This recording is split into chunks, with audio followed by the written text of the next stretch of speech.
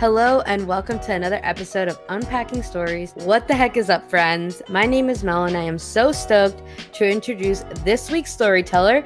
Drumroll, please. I was actually supposed to have drumroll sound effects and I forgot to pull it up, but Toni Marinucci. Toni is a fellow podcaster of the Tips with Toni podcast, registered dietitian, health and wellness coach whose passion is to help people live happier and healthier lives. Toni takes us through some of the happiest moments growing up on Long Island to recalling some of her darkest moments with her relationship with food. We dive into some eye-opening conversations about society, and she takes us through her process of slowing down, becoming introspective, and getting honest with herself about navigating her relationship with food and how that sort of balances out with partners. Going through her career from graduating as a registered dietitian and working many jobs thereafter, even working at a place she thought was her dream job, life has always put her leadership skills to light, and she had the realization she wanted to work for herself to help others and share her message. Drawing from her experiences, she has gone on to be the founder of Tips with Toni, which has led to much success, like achieving one of her dreams and conquering her fears of stepping onto a TEDx Talk stage. I'm so honored to have this opportunity to talk with her, and I just wanted to add that we do talk about eating disorders, body image, and appearance in this episode. You can find Toni on Instagram at tips_with_Toni, or at her website, tipswithtoni.com. Her TEDx Talk and all of her info will be available down below, as well as all of the info for the podcast. Please rate, review, and subscribe. Comment if you're enjoying these episodes. It means so much. And without further ado, here's Toni. Toni, thank you so much for being here today. I'm so honored to have a chance to sit and talk with you about your story. How are you doing today? I'm doing great. Thank you so much for having me. This is so exciting. I'm really excited. Your story is one that, from the bit I know, holds so much motivation and really relatability. You are one of the few people that I've actually seen online talk about healthy relationship with both food or like nutrition and exercise, but from such a unique perspective. And I don't know if I actually can pinpoint what that is, but from what I've seen, it's like you really break down and get to the core of why someone has, I guess, the ideas they do when it comes to their relationship with food and exercise. And I just think it's super fascinating. Again, I don't actually know how to pinpoint what that is. I just like how you take a different approach to your work, taking into account the emotional and also psychological habits that someone may develop probably from when they were really young. And truly, I can see what you love to do, what you're doing. Thank you so much. It's so, I appreciate that. And, fortunately, I'm not alone in my approach. It is a unique approach, but what the unfortunate side is that we live in a society where what we call diet culture, so like this perception of what healthy actually is so loud that like me and my colleagues just need to do a better job, and we're doing a good job, but we have to be louder than them, So with the teaching people the understanding that being healthy doesn't mean you have to be obsessive. It doesn't have to be all or nothing. Healthy is really a combination of your physical health and your mental health. And most people often think of healthy and they just think of looking a certain way or achieving a certain number on a scale. And it's very damaging if you go about it that way. So I like to kind of bring the focus back to healthy as self-care, stress management, overall wellness, and defining what that is for you as the individual that you are, rather than comparing to these unrealistic expectations that are portrayed in the media. I also want to, I'm jumping way ahead because I'm just very excited about this, but if anyone doesn't follow Toni, you need to, because I really enjoy your post on social media. And I can only imagine the people you work with get so much more out of it, because I look at the stuff you say, and one, you're an amazing writer. I think so. Thank you and so then much. I like your posts. They're like very engaging. And usually, like I will admit, I'm not one for long posts because I'm like so many words, you have only so much attention span. But like I really read what you say because I'm just like, oh, that's true. That's true. And so you start hitting all the truths, and it makes me think about myself, or like, oh my gosh, I've been thinking about this way for so long, and no one's ever really pointed that out, that, hey, like it's okay to start over, whatever the ideas that you're talking about, but I just want to say that we'll get more into that. But Thank you. yeah. So, okay, let's rewind. Where did you grow up? What was your childhood like? Sure. So I grew up on Long Island, New York, and my childhood was really fun and exciting to start, I would say. I was just a really, really, really, really happy kid. And just, I loved to dance. There was so much pure joy in my heart. And I have like really great memories. And then unfortunately, there was a time where it was always kind of pointed out to me that I was overweight or bigger than my peers. And it wasn't until like I was 9 where I really started to like kind of internalize it. So it was there, it was present, and so sad, from like, I can remember being in kindergarten and somebody commenting on my weight, but it didn't really sit in with me where I started to identify like my weight as my worth. And I started to internalize it as a very negative thing and as a bad thing. And then I started to really put limits on myself, and it only got worse into like my teenage years. I blamed my weight on everything. I was always the tomboy, always like the guy's best friend, never the girlfriend. I was always super athletic, and I was always trying to make varsity as a younger age because I had the skills there. But then if I didn't get varsity, I blamed my weight, or like that I didn't have a fast enough mile. And the reason why I didn't have a fast enough mile was because of my weight. And so my childhood became very wrapped up about this obsession about my weight, and like that my weight was just like who I was. And until I was thin or skinny or accepted by society, by my peers, that I couldn't ever really achieve pure happiness, which is so sad. But I also know so many people can resonate with that story. So in general, my childhood had happy moments. I'm part of a Greek and Italian family where food is super abundant, love is super abundant, and it was beautiful. But with that, it's kind of, you're just surrounded by this obsession with food, and disordered eating behaviors were shown to me as if they were normal. So like it was very normal that everyone on a family event would eat past the point of like where you need to unbuckle your pants full. And it wasn't just on Thanksgiving. Like it was Sunday dinner, it was Monday dinner, it was Tuesday dinner, it was Wednesday dinner. And like, that was just so normal to me. And I didn't realize that it was an issue until I went to college and I had some separation. But all that to say, it was this constant battle of like, eat, but if you eat too much, you're going to gain too much weight. So don't eat, but if you don't eat, that's insulting. So it was just so conflicting. And I never really knew what to do. So as much as I had like these happy moments, there were definitely a lot of dark moments. And I took trying to lose weight to the extreme, which led to some really, really dark places.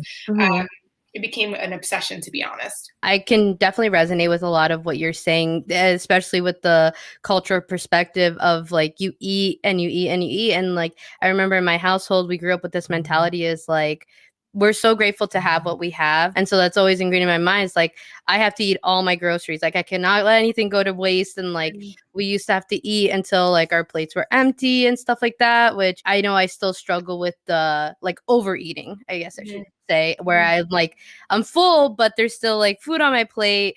And even if I could save it, I'm just like, I have this mentality. So I completely understand where that's coming from. And thank you for being vulnerable and open with even the dark parts, because there's a lot of love, and that can also have a balance with also things that you internalize after. And so who would you say you were as a young person?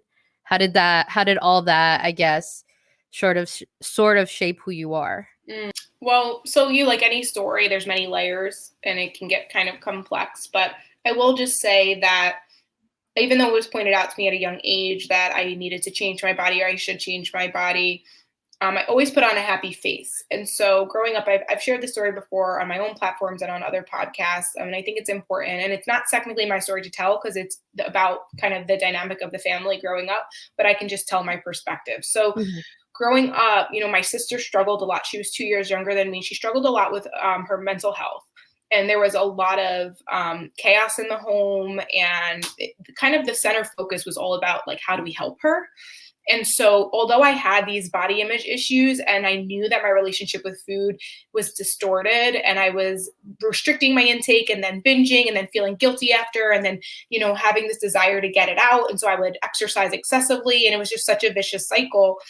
I never really thought that it was like enough to get help or it mattered enough because I was constantly comparing, well, like, you know what, we need to just like put the fire out with what's going on with my sister. And like, like my responsibility is to be the older sister, to be the responsible one, to be the leader. And I always kind of took those leadership roles. Like I was always the coach of my sports teams. I was in this a peer group called Peers as Leaders. Like I think I was just like always a natural leader. But with that came this like responsibility and this limiting belief that if I'm a leader, I can't somehow have issues or problems, or they wouldn't make sense. Like they're not big enough for me to get help. So unfortunately, is like when you have something that goes untreated, it only gets worse, right? So the disordered eating behaviors, the obsession with food, it just got bigger. And it's funny because I went to school to become a registered dietitian and I decided like I wanted to learn like the good way of eating. But I'm not going to lie that in college, learning more about nutrition, I think only fed to the obsession. And so I tried literally everything from vegetarianism to veganism to where I like only ate whole grain. I like made up my own things. Like I just became like so obsessed with nutrition and I loved it. But it was like, as much as I loved it, I definitely hid behind that a little bit and kind of masked a lot of my issues until finally I realized like, okay, this is not okay. like if I had a client that was describing their food obsession the way that I was, like this is not acceptable. So I then realized, okay, I need to get some help. And so I went to therapy and actually at some point a few times in my journey, I actually hired my own dietitian. And it was great because I got to really heal my relationship with food and realize that, restriction's not the answer, is actually part of the problem. The fact that you recognize that and you like, I don't know, did you recognize that when you were younger or you meant like as you were older, you started recognizing? As I was old, I was always very introspective. So as a kid, I literally had journals since I was 6. I'll never forget. You still have them? Green. I have a few, but not the ones. Actually, I don't know. I might still have the one when I was 6, but it was honestly like, this boy liked me or whatever. Like it wasn't anything. But my teenage years, the body image stuff, I wrote really dark poems. It's actually going into my very first book that I'm writing. I'm going to put a section of my, sorry, my cat is crying. Can you hear? You love cats here, yes. He is so extra today. He's like, I want to tell my story. We press record. It's like he knows. Sorry, it's so distracting. No, that's okay. I love it. I love it. The journal entries started to become like I was like screaming for help, but I didn't even notice it because it was so bizarre. Like I wrote a poem that was so dark for my English assignment. And of course, my teacher's not going to ignore it. Like she wrote, please see me. And she sent me to the guidance counselor. So like, it was always being addressed, but I would always turn it on its head about like, I guess maybe part of me was afraid to go there. So I would always turn it about like, it was all about, my family and that I'm not the one who needs the help, like my sister does. And like, it was just like, I kind of just got used to that. So when people asked me how I was, I never answered. I would just start talking about my family.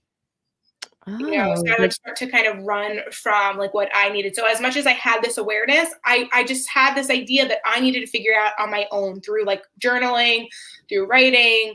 But obviously that didn't really help in the long run. Yeah. No, that's interesting that, that you would take that approach to say like, instead of saying how you feel, you would just start talking about your family. You mentioned that studying being a registered dietitian fed into that idea you had. Why do you think that is? To be honest, a lot of people who go to school to become registered dietitians are just figuring out how can I help me? Wow. Like, or they struggled with an eating disorder themselves, or they, maybe they have a story. But honestly, eating disorders are super common in the registered dietitian community. And I guess it's like, they struggled and they want to know how to help. I mean, I think about therapy is very similar. A lot of people who go become therapists, you know, struggled with anxiety or depression when they were younger or whatever. So like that played a big pivotal role. But I mean, I think it's just, I mean, it's a very competitive field. So it's demanding. It's a lot of science. You know, it takes a minimum of 5 years to get your credentials, and you could go to school for 4 years at an undergraduate for a dietetics major. Mm-hmm. But unless you got accepted to your internship, you could graduate and never be eligible to sit for the registered dietitian exam. So you can't just like do the 5 years and like whatever grades you get, you're an RD. Like you have to, you know, get a pretty good like GPA, good average. You have to be involved in extracurriculars. So there's just a lot of expectations. And I don't know, to be honest. I don't know if, I mean, there was, for me, it was, I guess because I internalized thinking my weight mattered. And so for me, I felt like I needed to lose weight to be respected as an RD. And to be honest, we live in a fat phobic society. So that's actually not too far off. But that doesn't mean I need to play to societal norms. Like I realize that now. But when you're like 18 years old, I think you're just always trying to impress other people and you're just living by, you know, other things. So, you know, when you get older, you get wiser, you get more mature, you start to recognize that like other people's opinion of you does not even matter. Like the most important opinion is yourself. And knowing that you're being true to yourself. Everything you're saying is just bringing back all these memories of just like little things, right? Like society. So at one point in my life, I worked at Hollister when I was in college, you know, and that's a huge, like how you look. And even like, I never thought I looked good enough. I didn't understand why. I just needed a job. So I was applying everywhere and they hired me. And of course, I always got those like remarks. I never see myself like that. And, you know, I still struggle with that.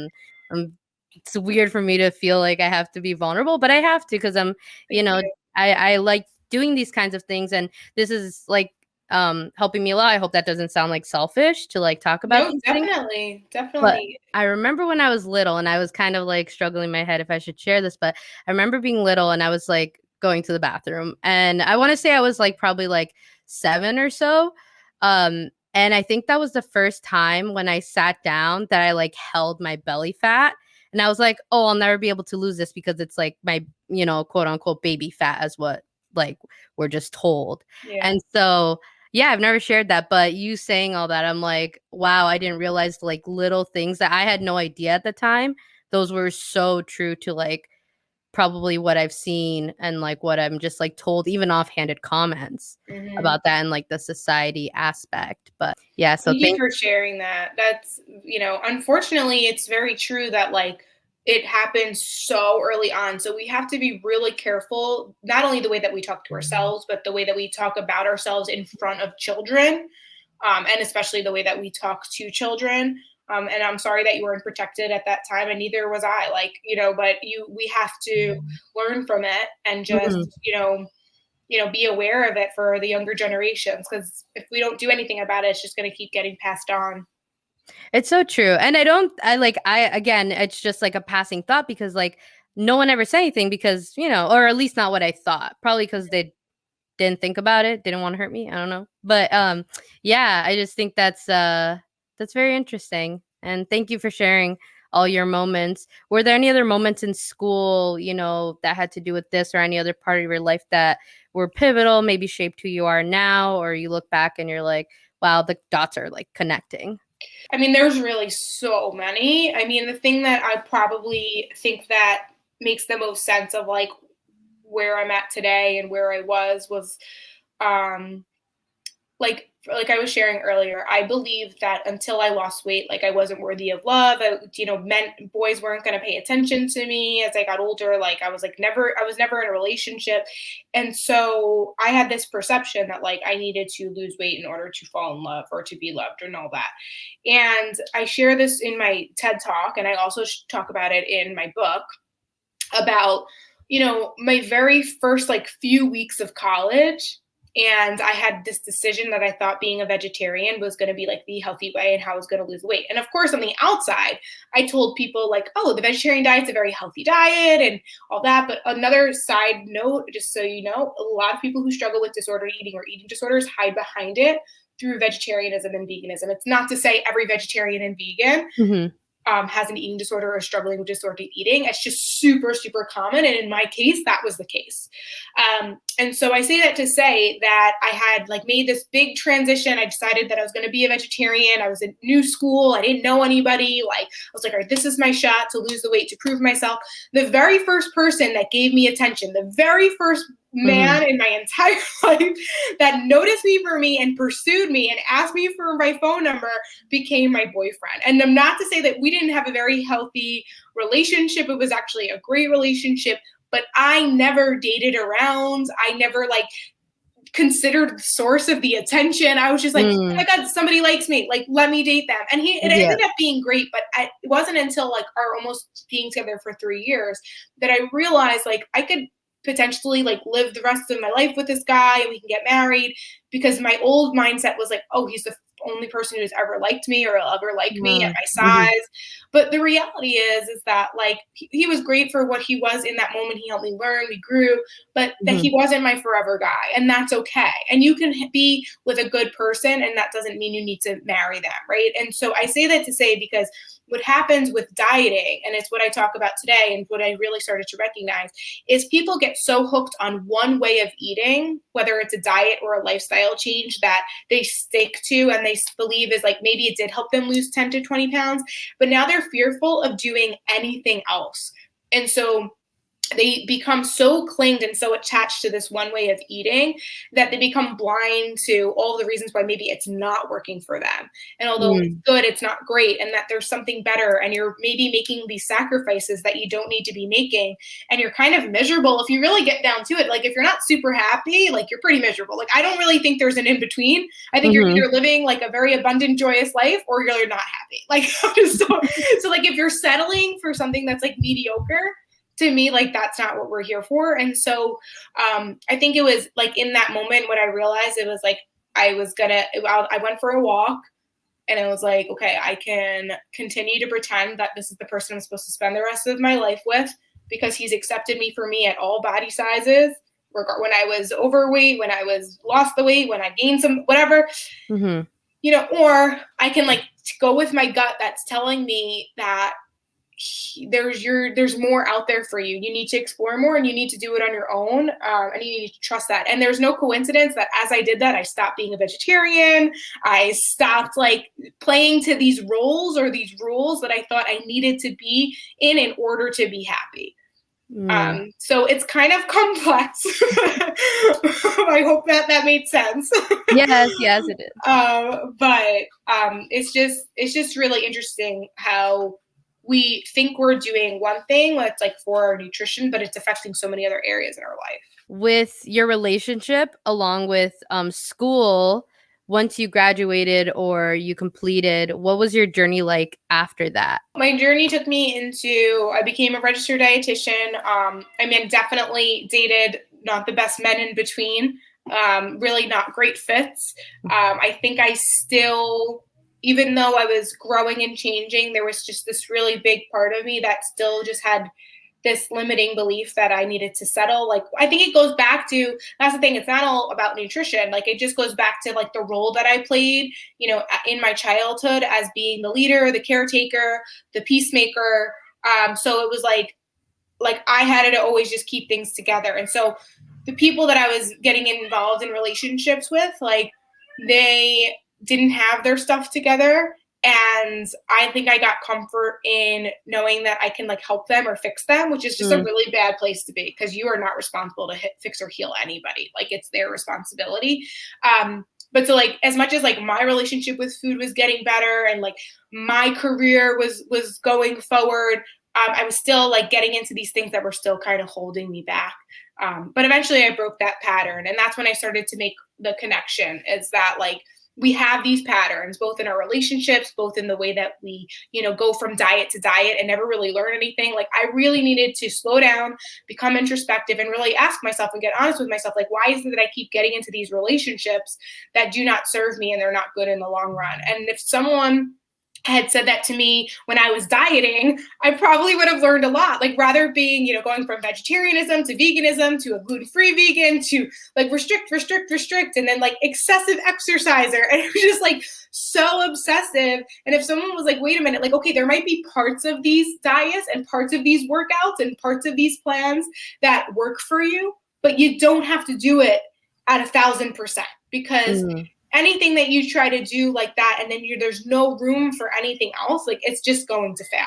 Putting that connection to a relationship is so true, right? Like there has to be such a balance and everyone has to bring 100% of themselves. Yeah. But like, you can't be with the person that you have to overly fix, especially if they're not willing to fix themselves. So it's like, it's always taking from one part or another. And the fact that you sort of figured it out, along the way, like that's pretty incredible as well. It took time, took a lot of therapy, but I did it. A lot of journal writing. Till this day, I write in my journal every day. That's awesome. So you graduated, you became a registered dietitian. Did you go, I actually don't know what the next steps are. Do you look for a job at a place? I don't know anything. Yeah. To become a dietitian, it takes 5 years. They recently, I think it was 2020 or 2023. I think it's maybe 2023. They're making you get your master's degree with it. You don't necessarily have to. I did it now you'll have to. Before, when I was going to school, you didn't have to. But I chose to do a dietetic internship plus my master's in 1 year. So I was pretty crazy. So my 5th year, I got my master's degree and I became a registered dietitian. From there, I actually worked in an outpatient facility for those who struggled with, their body image or disordered eating habits and eating disorder behaviors. And so I actually got like my dream job right off the bat, which I thought was going to be my dream job. It was literally in my hometown. I could literally walk to work. It was with somebody who's been a dietitian for years and is super respected. And most people, as a registered dietitian, when they graduate, they often go into clinicals. So they go into like a hospital setting or a long-term care facility, which I enjoyed and I liked. But, having my own private practice was always something that I wanted. Helping people that struggled the way that I struggled was always something that I wanted. And I got that like first job. Like literally I was interning before I became an RD with her. And I thought it was like going to be it. I thought that was like what I was going to do. But like anything, I think if you really, want it to be yours, I'm not to disrespect, she taught me a lot, but it was very clear that I would always be working for her. And I just didn't like that controlling demeanor. As I got good at what I was doing, I got talked down to. It was like, I could be good, but I couldn't be too good, because if I surpassed her skills, anyways. Yeah. All to say, I left. Your leadership side came out. Yeah. I was like, so I left. So I ended up I became, oh my God, I did everything. Like anywhere you can put a registered dietitian, I did it. So I managed the kitchens in hospitals. So I managed the employees in the kitchens in hospitals. I worked as a clinical dietitian. I basically was that person who just helped out on any unit, from oncology to the burn unit to the vent unit to the ICU.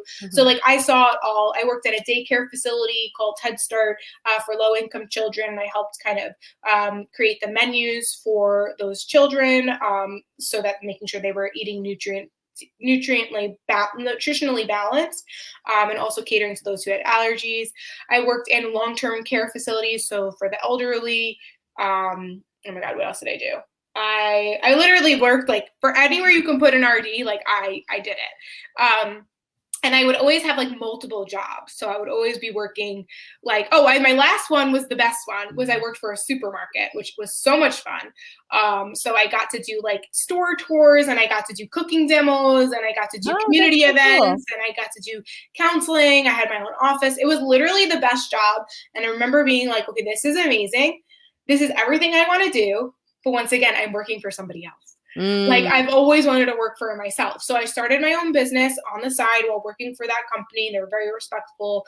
I kind of grew it. And then I was like, okay, I could keep doing this as a side hustle and never really allowing myself to expand. Like I've had a podcast for going on like 3 or 4 years. I think my podcast is, I love it. My podcast is almost 3 years old. I was a co-host to another podcast about a year before that. So I've been podcasting for like 4 years.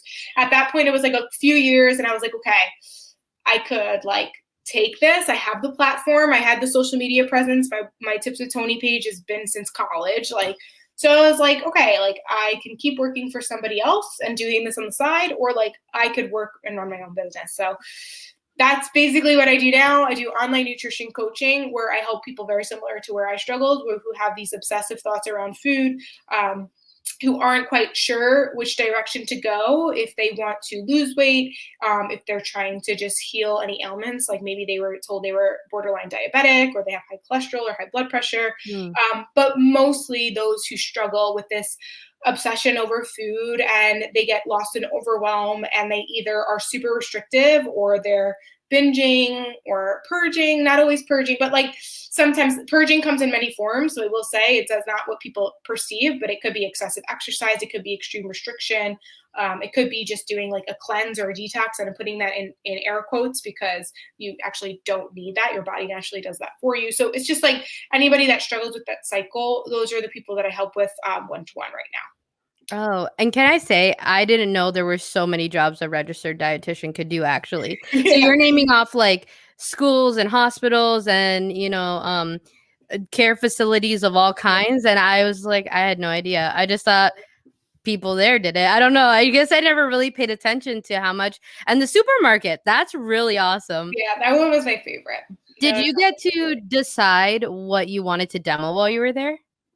Yeah, for the most part. I mean, they would always, there was like any like vendors that would, dietitian, like promote my product, do this. And so I would kind of just weigh the pros and cons of it. If I believed in it, then I would demo it. But I was never forced to do anything that I wasn't aligned with like what I, enjoyed or what I perceived to be healthy. Because there's a lot of things that like a lot of people, if you just put organic on something, they're like, oh, that's healthy. And like, that's actually not true. Yeah. I like, so I make sure that it's something that is aligned with, something that I would normally promote, whether they were asking me to or not. That's awesome that, a company or a store would give you that much freedom, I guess, to be able to decide those things. Is it common for a lot of supermarkets to have a registered dietitian under them in their company? So it's more common than it's been. I think COVID unfortunately made things shift a bit, but it was becoming more and more popular. I will say the company that I worked for did an excellent job because there's a lot of supermarkets that might have an RD just do the cooking demos or just do, kind of like an approval stamp on like some products like dietitian approved or whatnot. But I don't know of many that basically what the company paid me a salary and then my one-on-one nutrition services and counseling were completely free to anybody that shopped at the store. Oh, wow. So it's popular. The way in which my company did it, I don't know if there's many that do it like that. I'm very fond of it. But unfortunately with COVID, I don't think that's happening so much anymore. I think that's a good tip, though, for anybody who never knew that you could potentially, see a registered dietitian through maybe a local supermarket. Check, because you never know. Yeah, I had no idea. I'm learning so much today. I'm going to come out with so much knowledge. So you mentioned your business. Congratulations for stepping out. That must have been a huge decision and probably not an easy one. What do you think your, toughest challenge you've had to overcome has been with your business so far? So it's been probably more recent, and I'll just be really honest and really vulnerable about what's been like going on. Is just for me, I've actually been very successful. I've grown my business to this point where I actually need to hire other RDs because otherwise I will burn myself out to oblivion. Like I am very, and this is not my personality. So this is when you need to delegate. So I have been grateful and blessed, but also super anxious and feeling like I have to say yes to everything. And I have, there's just no space, and I think that if you really want to make an impact in this world and you really want to grow, you have to let go. And so I'm learning now that if I really want my vision to change the way, like to be louder than the diet industry and to be louder than diet culture, then I'm going to need to let other people do my job.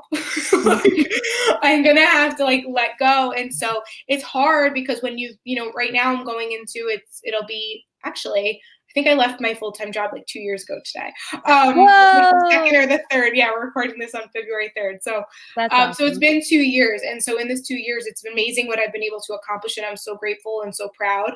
At the same time, I'm at this point where I need to like chill. Mm-hmm. And it's hard. It's hard to let go of something that you're so proud of and to give somebody else kind of the reins a little bit.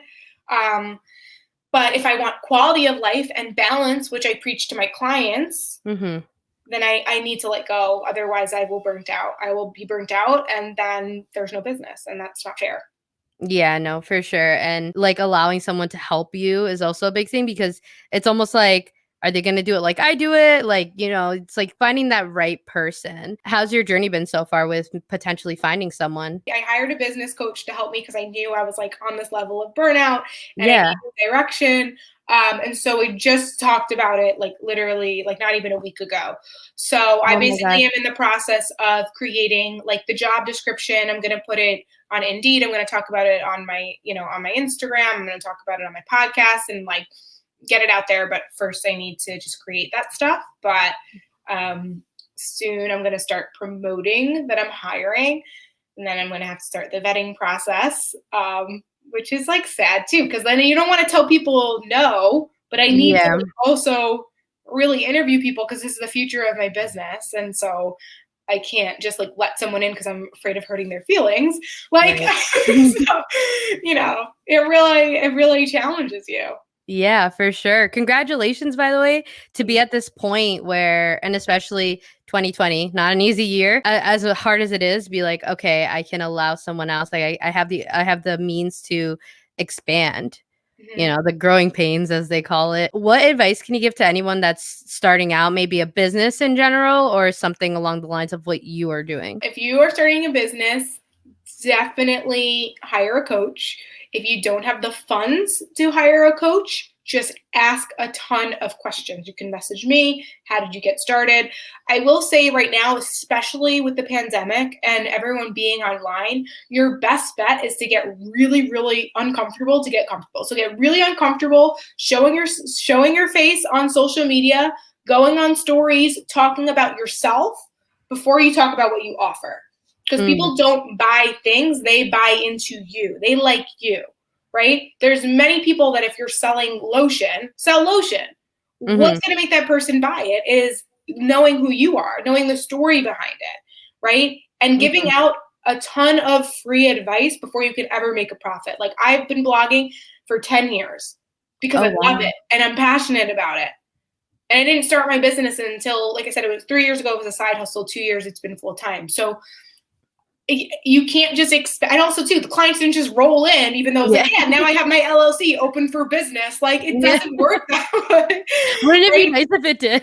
Right? It would be great. But before you could even like expect that, there's another coach once said to me, take action without expectation. And I honestly think that's the best like sort of advice I've ever gotten, is because if you're always kind of expecting, then you're just, it's just like not a good place to be. So make sure you choose something that you're really passionate about and that you would love to do, whether you made money or not. But then at the same point, if you're at that point where you want to start making money, make sure you're showing up and give out your best content for free. Like I don't sugarcoat anything. Obviously, because I know when people work with me one-on-one, they're getting the best of the best just because like there's nothing, information is one thing, but having a strategy and how to apply it and that connection and that 30 minutes of, closed off focus and attention just between me and my client, like you can't put a price tag on that. Like that's really life-changing for them. But just for the education stuff that I teach them, that I put that on social media. What am I hiding it for? Like it's only going to help people. And, hopefully it connects and it resonates. And I know that not everybody either is, wants to, not everybody is maybe like ready or wants to work with a professional, although I do believe in the extreme benefits of hiring help. Like the answers are out there. You just have to make sure you're going to the right resource. Do you keep up with your clients after they've graduated, I guess we could say? Or do you see, I guess, what's the pattern post that? I mean, everyone's story is kind of different. Do you see that they continue on with what you have helped them with? Or does it sort of like maybe fall apart? Well, I would hope not. I mean, I don't know. I do keep in touch, and anyone I've kept in touch with tells me positive things. Oh, good. You Yay. think, because here's the reason why.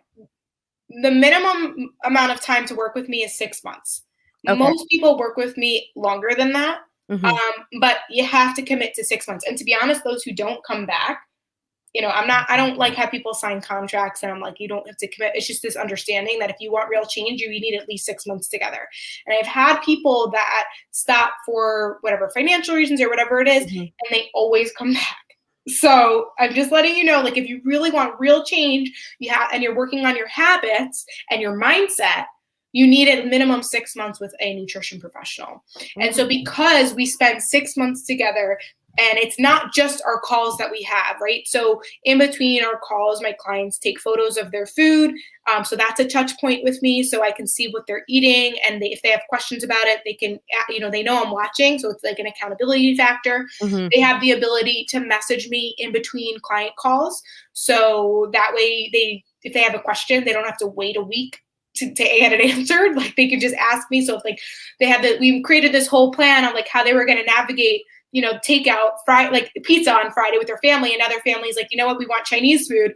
They don't need to like freak out about it. They can just message me and be like, hey, this is what happened. Like, do you think I should go with this or that? And then I kind of help guide them through it. And we also have group support. So with my one-on-one clients, I also have where they all get together once a month and just kind of share, so they can hear from people who, maybe they just joined the program, but then someone who's been with me for 6 or 7 months kind of talks about where they're at. And so then, rather than in the beginning, when anything's new, you have a lot of doubt, a lot of worry, a lot of fear, a lot of anxiety.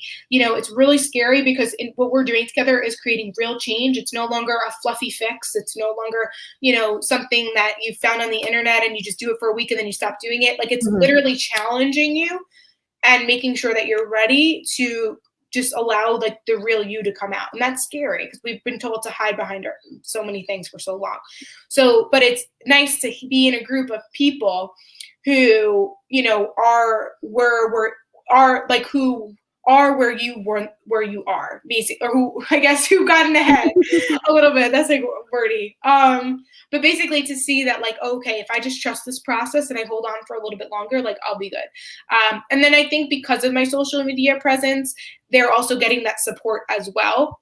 And those who continuously follow me after, they're still in my, I have a free Facebook support group. They're still involved in that. They still follow me on social media, and I watch their journeys, and they comment and they share, and it's so awesome, because you can tell like their whole mindset and their whole view of food and their bodies and working out and all that stuff is like completely changed. So that's a really special relationship. Sorry, I can't words. That's a really special relationship you have with them. And I guess in a way, it's kind of like that. I keep seeing these factors of like the leadership from when you say like younger, and like as you've grown, is like, yeah, a leader cares about the people that they're like quote unquote leading or helping or guiding.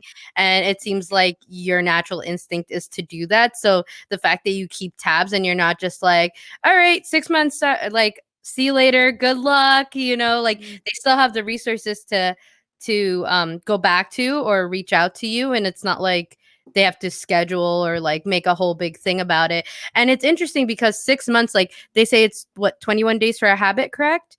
But 6 months is way surpassing that. Well, and that's another thing too. Real research actually shows it takes 66 days to make or break a habit. And so that's like 3 months or a little bit over 3 months.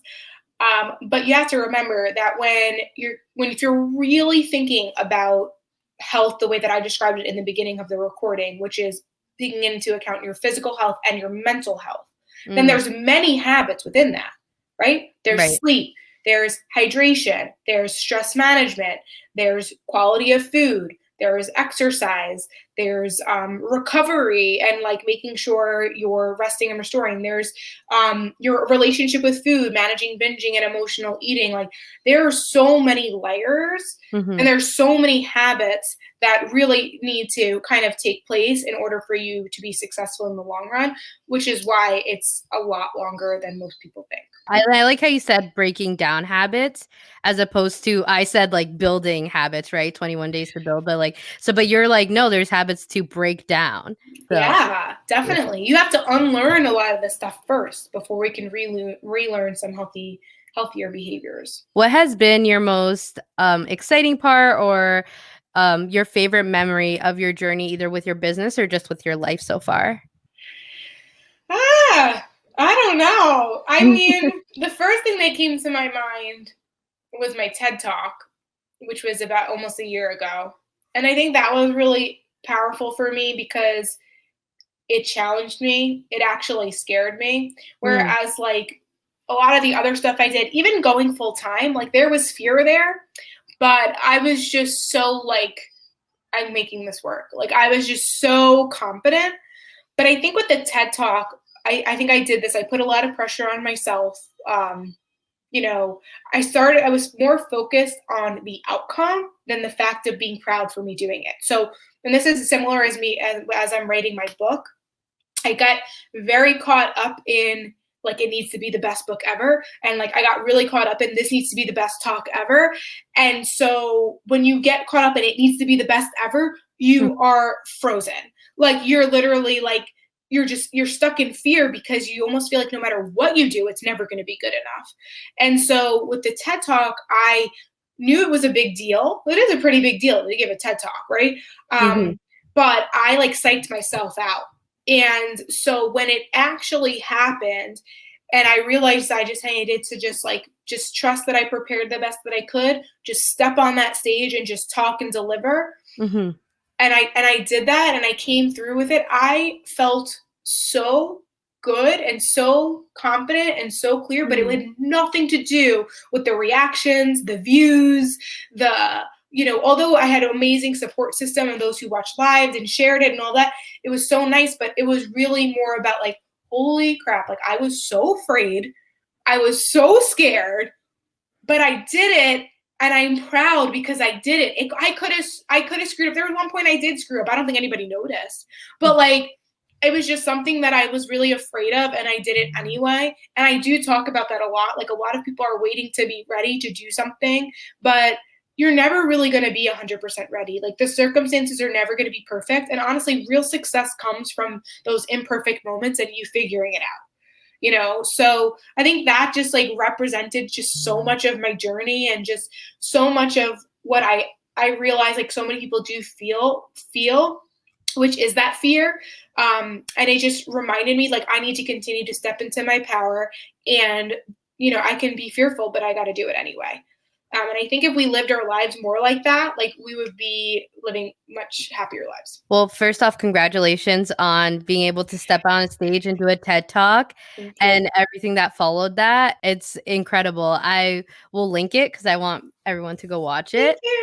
Yeah, of course. Can you actually talk about a little bit of your journey of how you got to that point of doing a TED Talk? Is it something that you've always wanted to do, or is it just something that came up about throughout, your journey? I think when I started exploring the idea of being an entrepreneur, maybe like 4 or 5 years ago, I started to listen to, I'm not like the best, I'm a good reader, but I do a lot of audiobooks. And especially because had all these jobs and I was constantly in the car and I was commuting, I just like read so many audiobooks. Anyways, I came across Lori Harder, and it's just really, honestly, like if I think about like coming full circle, her husband is my business coach now. So it's just like so crazy. Like I just put that together.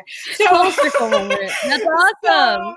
So I've listened to a ton of audiobooks, and one of them that I listened to was called The Tribe Called Bliss by Lori Harder. And I found her TED Talk, and it was an incredible TED Talk. And then I kind of like saw her journey. She started as a personal trainer, so not a dietitian, but similar field. And then she switched into more of like a personal development guru. And now she kind of is like more like a business coach. And anyways, I watched her journey. And I watched her like give this TED Talk and, you know, kind of skyrocket from there. So part of it was hoping it was going to get me just the audience and the views, because I knew I had a message and I knew that was important. And I knew I wanted, you know, through exploring, there's more dietitians that have TED Talks than you would think. But once again, it's not very prevalent. Like a lot of RDs are in a hospital, working in a hospital. We need to be more on social media, because unfortunately what you see on social media are people that have quote unquote nice bodies. And I'm not dismissing their bodies. All bodies are nice and beautiful. So I'm not saying that they're not. But what society perceives is like, oh, this person has abs. Oh, that must mean they know what they're talking about. And so therefore I'm going to follow them, and they promote this detox tea and like whatever. And meanwhile, it's not helpful. There's no science behind it. It's super damaging. And it's not helpful at all. So anyways, all that to say that I saw the way in which like a TED Talk could really help you like gain a following, gain an audience. And I knew that I wanted that. So I just started to watch them. I started to like ask questions. My alma mater, so I went to Oneonta, upstate New York, was actually hosting it. So TEDx, there's TED and then there's TEDx. TEDx is like locally run. So anybody can kind of put it on, but then it goes on the YouTube channel. So my alma mater, my college, was doing it, and I had applied, and they actually told me no, and that I was a close second and to reapply next year. And so I let like a whole year go by because I was kind of, you know, defeated about it, whatever. But then I realized, you know, my idea then wasn't my idea now, which is my book, which is like everything is just, I wasn't done learning the relationship lessons.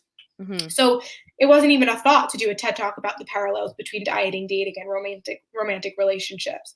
And so I realize now that that was the reason why it didn't happen when I wanted it to happen. And so then I came up with this new idea. And then I had a friend who's a dietitian. He did a TED Talk. He connected me with some people who kind of helped him prepare for his talk and like had connections of knowing where you can apply. So I applied to literally 50 different universities. A lot of them said no. A lot of them I didn't hear from. A few said not this time, maybe next year. And then I just got my one yes. It's all you need is one yes. Yes. And the rest is history. That's incredible. And like to keep going, because, you know, it's hard to feel defeated or get told no, you know, and so kudos to you for making it onto that stage. Thank you. And you said something, what you were saying about you know, what you see online and stuff actually led me to what I wanted to sort of shift to a little bit. And it's that like working out and nutrition is one of those things that there's so much information, right? From different sources and, you know, quote unquote trends that become popular. One day keto's popular. One day you can't do this, you can do that. And it really becomes popular through that social media platform. How should people sort of sort out the facts from the fiction, especially if they hear from people that they may follow online that they, you know, like? Yeah, it's, you know, obviously really overwhelming and complicated, and it can be really difficult to know where to start. The first thing I would say is just make sure you know your resources. Like, just because somebody lost weight doesn't mean that they're qualified to teach you something. So if your goal is weight loss, like that might be great if you want for like inspiration, but there's also a lot of people that hide behind the eating disorder and disordered eating habits and that are socially accepted by society. And you don't see them regain the weight back because they're not putting that on their highlight reel. So I will just say, just be mindful of who you follow. In general, I will say that there's not one diet plan out there that's effective for everybody. So you need to figure out what works best for you. And so although there's a lot of research and things that are conflicting, there are some very fundamental things that I can almost guarantee are going to help you feel a little bit better, right? So staying hydrated with water, there's nothing wrong with water. And if you hear that there's something wrong with water, don't follow that person and don't listen to them. That's weird. Yeah. Trust me, I've heard everything. I've heard. Well, I believe you. I'm just like, I mean, we live in a society that fruit is considered unhealthy because fruit has sugar and the sugar makes you fat. All of that is BS, okay? You can eat at any time of the day. I want you to eat fruit. Getting a variety in your diet is going to be beneficial. So getting, 3 to 5 servings of vegetables a day, 2 to 3 servings of fruit a day, making sure you have protein at each meal. That will help with your satiety and your cravings. Fiber-rich grains. So a lot of people are fearful of carbohydrates. There's nothing wrong with carbohydrates. Carbohydrates are a great fuel source. Getting your starches, whole grains, so things like quinoa, brown rice, sweet potato, so starchy veggies like sweet potato, butternut squash. Those are all great starches to incorporate. That doesn't mean you have to never have white bread or never have white rice or anything like that. It's just making sure that you're incorporating most of your grains are whole grain and fiber dense and nutrient dense, because what a lot of people look for is like the calories. But so a whole grain piece of bread might have more calories than a white piece of bread. But the whole grain piece of bread is going to keep you fuller for longer. It's also going to help manage your blood sugars and, reduce your risk of elevated cholesterol. And in general, is just going to provide a little bit more bang for your buck, let's say. So it's not that you have to negate and never have things like pastries or, whatever you consider as like less healthy. So like fried foods and all that stuff, you can consume those things. But if that's all that you're consuming, or especially processed foods, a lot of people are fearful of those. There's nothing wrong with processed foods. There's nothing wrong with fried foods. There's nothing wrong with having sweets. It's just, if that's the majority of what you're eating, you're probably not going to feel very good.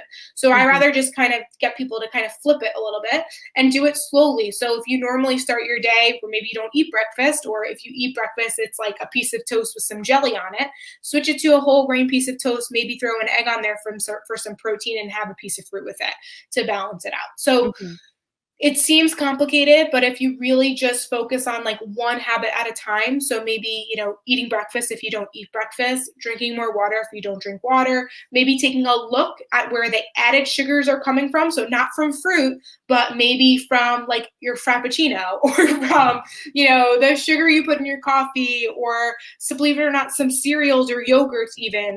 Not that that's the worst thing, but just start to read labels and educate yourself. And I know it's not super fancy, and it's okay, do this, don't do that.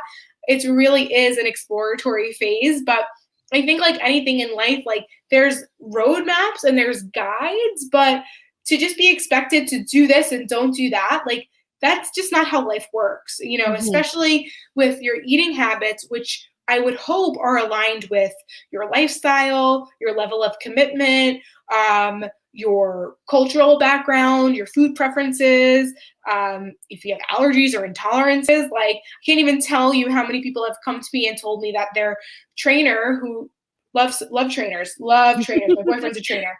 But trainers are not, unless they went to school to be RDs, or they went to school to get a nutrition coaching credential of some sort, are not supposed to be prescribing diet plans and meal plans.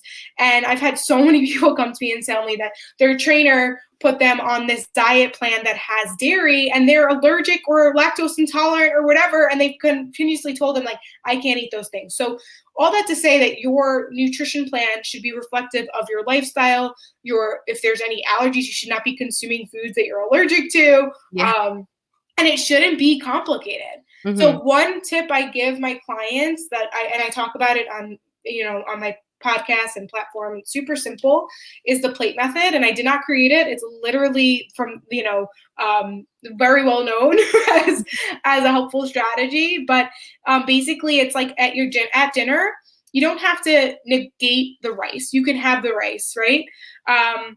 But one thing you might want to consider doing is using the plate method. So making half of your plate vegetables, a quarter of it starch. So a quarter would be the rice, and then the quarter of it protein. So it could be chicken, fish, pork, beef, whatever protein you usually have. If you're vegan or vegetarian, it could be a veggie burger or tofu or tempeh or something like that.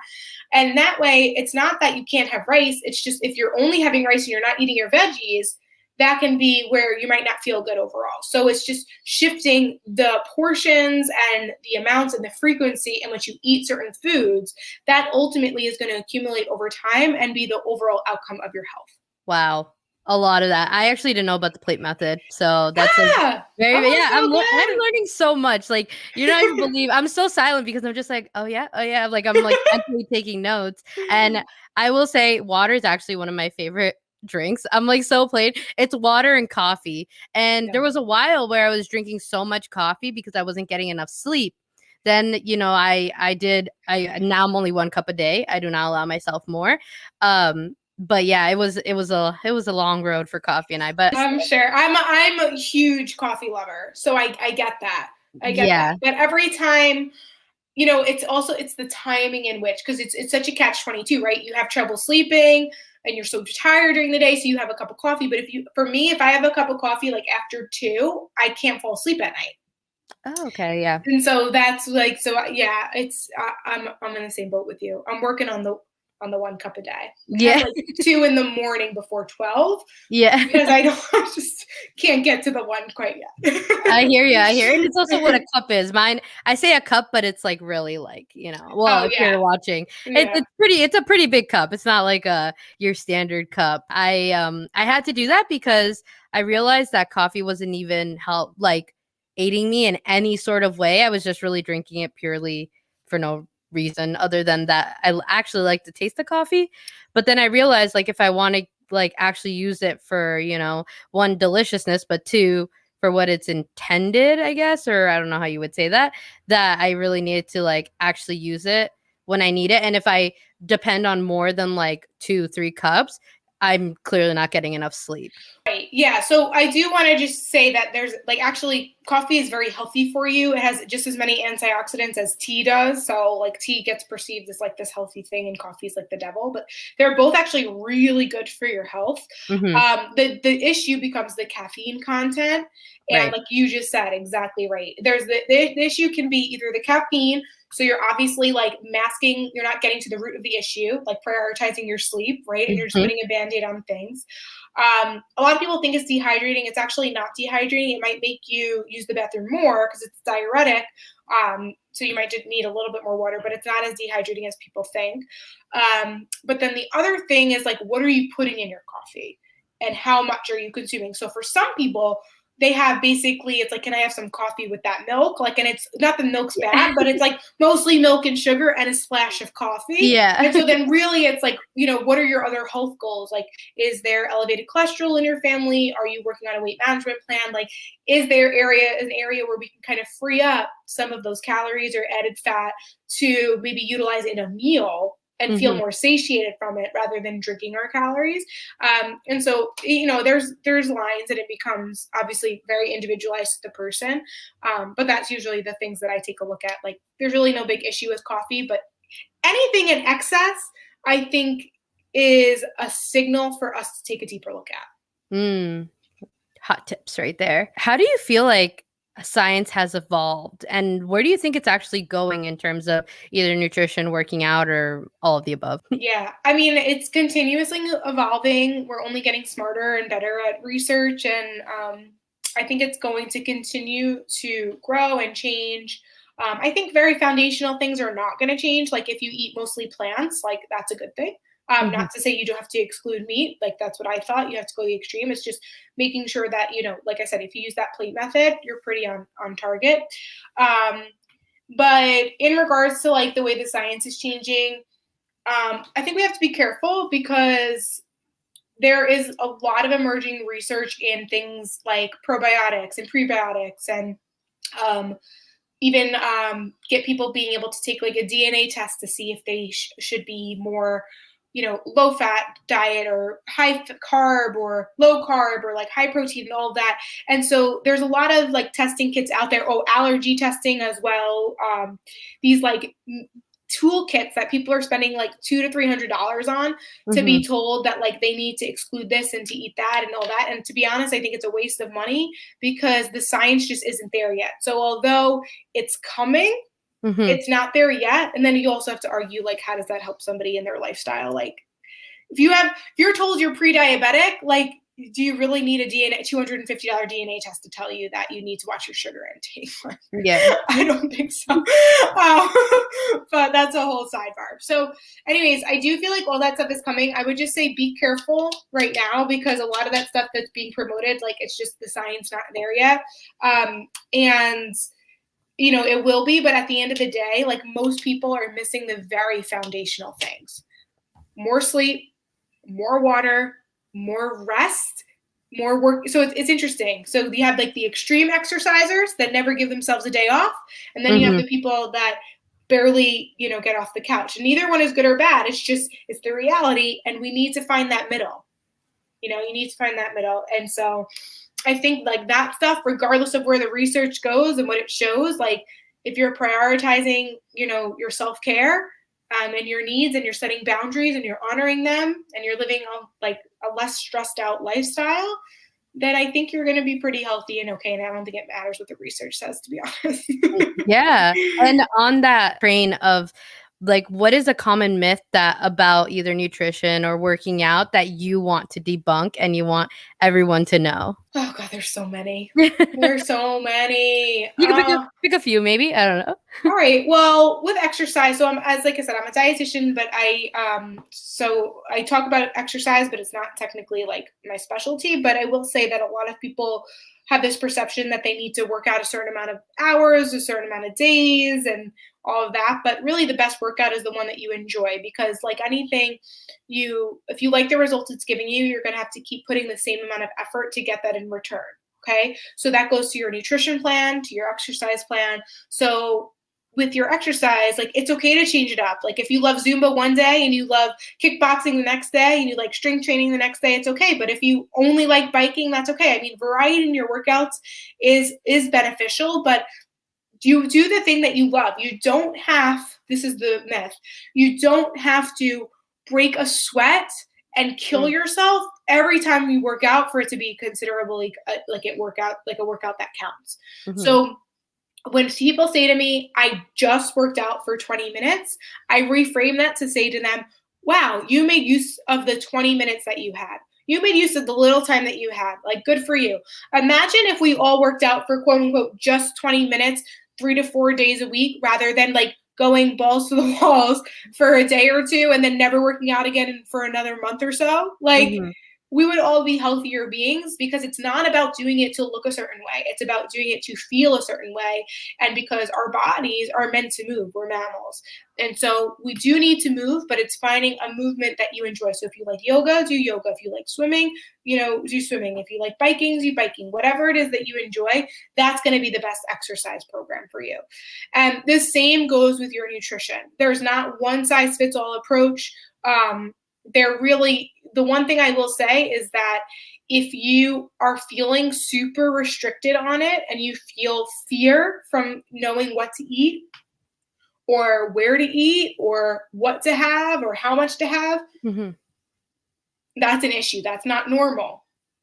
That is not normal. And I think today it's normal to be like, oh, I'm not eating any carbs. I'm not eating carbs, or I'm not eating after 6 p.m. or whatever it is. And it's like, if that works for you, great. But neglecting whole food groups, whole macronutrients, like all carbohydrates, like that is not going to be helpful for you in the long run. So learn how to incorporate them, but incorporate them in a balanced way, so that way you can enjoy like family dinners. If you're Italian like me and you have pasta on Sundays or whatever it is, like you want that, that's important to you. So why diet it away? Like, why not embrace it and learn how to make it work with your lifestyle? You heard it here first. Who is someone in either the industry or just in your life that inspires you? So it's not really related to like nutrition or anything like that, but I will say that my father is somebody that I always talk about, who I really love and admire, because he just didn't have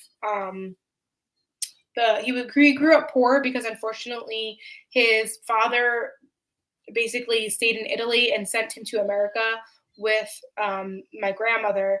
But my grandmother passed away when my father was 5. And then his father never took him in. So basically my father grew up as an orphan. Fortunately, the family that ended up taking him over was his babysitter, so now my aunts, my uncles, my cousins that I call my aunts and uncles, my cousins, they're not actually blood related.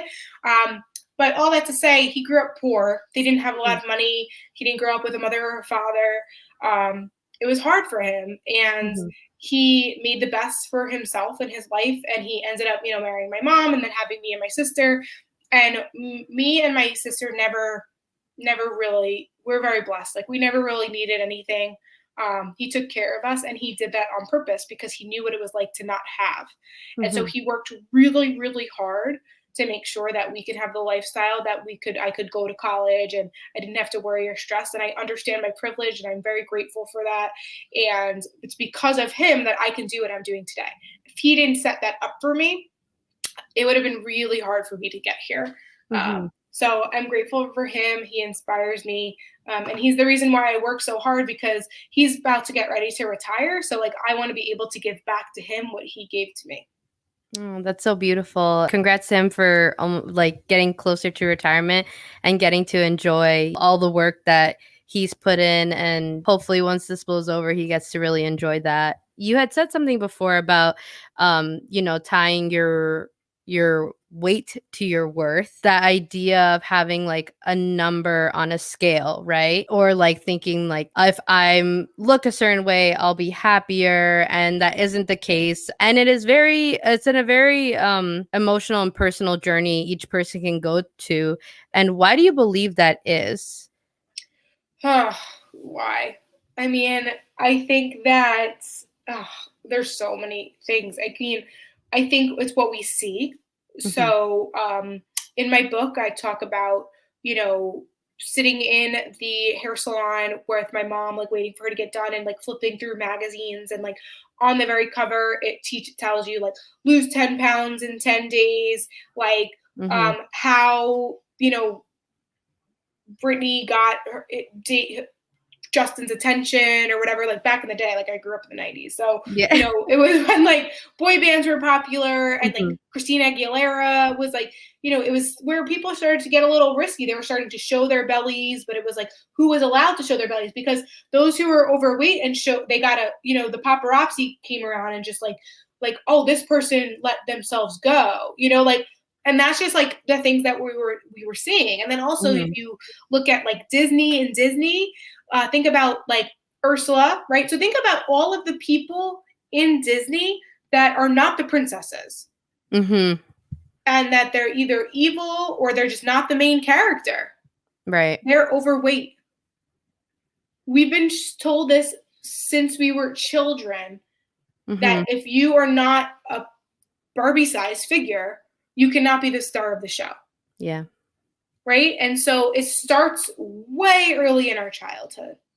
But then I think also too, going to the doctor and getting on the scale. And I hated getting on the scale in the doctor, because I was always reminded that I was in the 95th percentile. So I was always bigger. They never mentioned that it's because I was also taller, but it doesn't matter. But the point is, it doesn't matter. Right. The fact is that you were made to feel less than, or like a disappointment for being bigger than you at 9 or 8 years old. Like, if anything, like I was just a product of my environment. So it's not to blame my parents or anything like that, and I love my father, I really do. But like, what did we do after dinner? We would sit on the couch and bond and ate lots of ice cream. There's nothing wrong with that. And I see that now, but like, that's the only connections I could draw. Right. It's like, we would go, and I would go to McDonald's, and I would get a 20-piece chicken nugget. I would get a Big Mac, and I would get, the large fry, and I loved it. And I never thought twice about it. But like the idea is that like we are just a product of our environment. So both from a physical standpoint and a mental standpoint. And so I think we are just taught very early on that the number on the scale matters, but I've learned now that it actually doesn't. What matters most is your view of yourself, the way that you take care of yourself, like I said, and the physical and mental health aligned. Like I just wrote a post recently. It's actually a segment from my book about how I got caught up at, like, about a few years ago, I had lost like 30 pounds, and it was intentional. And as an RD with all this knowledge, I'm like, oh, what's 5 more pounds? What's 5 more pounds? Oh, if I just get to the BMI that's quote unquote normal, I'll feel like I achieved like my whole life. I've always been in the overweight category. Like it would be amazing if I can get to quote unquote normal, whatever. And I had to stop. I actually got sick, so I had to stop. I had no choice. But basically, like it's very easy to get caught up in that. And we have to just be better at recognizing that what's actually healthy is when both our physical health and our mental health align. Just to kind of put this full circle, once I moved out, it was really like starting to plan how I cook meals, how I do this, how I do that. And I actually never bought a scale because I realized just growing up, it just wasn't a healthy habit for me. I'm so excited we had an opportunity to talk because that relatability, it just like, it really just drives like what you do. And I love that. Yay. Well, thank you. And I'm proud of you. That's awesome. Oh, thank you. Yeah, you don't need a scale. You know in your body, you know in your clothes, you know in yourself if you're doing what you need to do to take care of you. I had surgery earlier this year, and it was not good for the fact that like what was happening. So I got my gallbladder taken out. When you go through those episodes, I don't know if you're familiar with how the episodes happen. Yeah, unfortunately, I actually have a client who's struggling with that right now, actually. So she'll probably have to get hers out as well. Yeah. And so those could be triggered by a plethora of things. It's like stress. It's like, they look at they ask you a list of like, what do you eat, and try to determine all these different factors. But I remember sitting in the doctor's office and just being like saying what I eat. And she even said like, oh, it doesn't seem like you have to really change anything. And really what it came down to was also the stress. And so it was like more of like, you need to sleep more. Like I had to be like, you need to go it's so funny because we like a lot of people love sleep, right? You want to sleep in, all this stuff. But it's always the hardest thing to just get to that point where you go to sleep, put away your laptop, put away your work, like all these things, because sleep is really that important. It is so important. I don't even know if I'm making sense right now because I'm just talking off of my brain, but I'm just like, sleep is important. No, but it is so important. It really is. And like, yeah, I mean, what you eat and how you exercise, like it's part of the equation, but it's not all the equation. And that's what's that's the misconception. That's what people think is healthy. It's just eating, veggies and grilled chicken. And so what's next for you? Well, hopefully I can finish this book. So it is a process. But it's almost done. It's in the final editing stages. I've just learned to just accept it's going to take longer than I anticipated. All good things do, though. All good things do. It's going to be worth it. Yeah. So that's honestly, that's the next big thing. Like it will be out this year. Excuse me. For sure. Like it will definitely be out this year. I wanted it to be out last year, but the pandemic. But but it'll be out this year. And then from there, I don't know. Like I'm excited to hire 2 RDs because I think it's going to help me be able to show up on social media more, be on, more podcasts, and just get my message out there. So I'm amazing. Yes. And where can everyone find you that want to follow along with your journey? Sure. You can follow me on Instagram, where I'm super heavy at tips_with_Toni with an I. I also have my own podcast called the Tips with Toni Podcast. Or you can go to my website if you're interested in working with me one-on-one. I'm going to start opening up availability for my one-to-one coaching. I have a couple people graduating next week. So you can go to www.tipswithtoni.com/coaching. Amazing. Anything else you want to say? I just hope that this gave you some insight. It got you to think about things a little differently. Practice small changes. Try to get out of that all or nothing mindset. I know it's a slow process, but I promise you, slow change is real change. And what you're doing now is really just keeping you back, where you were. Like it's not going to help in any way. So if you really want to do something different, you want a different outcome, you're going to have to stop focusing on this all or nothing, like these big grandiose changes, and really just focus on what's one little thing that I can implement today that's going to make me feel better. Amazing. Thank you so much for your time, for all your knowledge. This has been absolutely incredible. Your story is so beautiful, and I've enjoyed getting to know you more and getting to know your story more. Very motivating. Very motivating. Thank you so much. And with that, everybody, I'll talk to you soon. Bye.